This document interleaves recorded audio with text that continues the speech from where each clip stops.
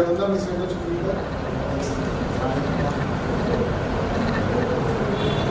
నా సైడ్ నుంచి ఒక రిక్వెస్ట్ స్పీచ్లో కూడా మారుతాయని మీరందరూ డ్రగ్స్కి దూరంగా ఉండాలి. డ్రగ్స్ వద్దు క్యాంపెయిన్ మొదలుపెట్టారు. మంత్రి గారు కూడా ఇద్దరు క్యాబినెట్ సబ్ కమిటీలో ఉంది. తాత్కాలికంగా బాగుంటుంది కానీ డ్రగ్స్ వల్ల కుటుంబాలే నాశనం అవుతుంది. ఒక ఉదాహరణ ఇస్తాను. యువగలం పాదయాత్రలో చంద్రగిరి నియోజకవర్గంలో మహిళా మీటింగ్ పెట్టుకున్నాం. మీటింగ్ అయిన తర్వాత తల్లి వచ్చి నేను కలిసింది. ఆ తల్లికి 3 అమ్మాయిలు. పెద్ద పాపని గంజాయికి బాధ్యత చేసి శారీరకంగా 30 రోజులు వాడుతున్నాం.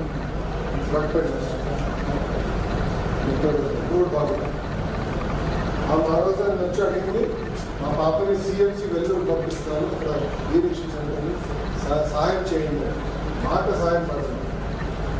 ఇంకో మాట కూడా మీరు కానీ సాయం చెప్తే పెద్ద కూతురు నేను చంపేస్తాను, అట్లా ఇద్దరు వాడకుండా ఉంటారు అంటే తల్లి ఆవేదన అనుకుంటాను. అందుకే మేము కూడా ప్రభుత్వ పరంగా యుద్ధంగా తీసుకుని ఇంకా ఫలితాలు రావాల్సిన అవసరం ఉంది. అది సీరియస్గా తీసుకుంటున్నాం.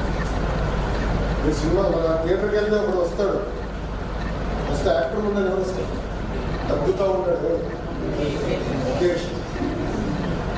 నవ్వుతున్నాడు. ముఖేష్ వస్తాడు. డ్రగ్స్ తీసుకుంటే ముఖేష్ గారు దారుణ పరిస్థితి వస్తుంది. మనకే కాదు కుటుంబం మొత్తం ఇబ్బంది.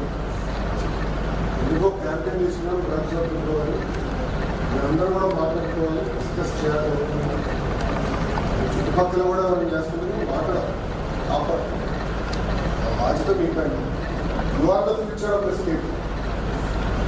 అందుకే నేను అందరికీ ఓకేనా, ఆల్ ది బెస్ట్. 5,000 15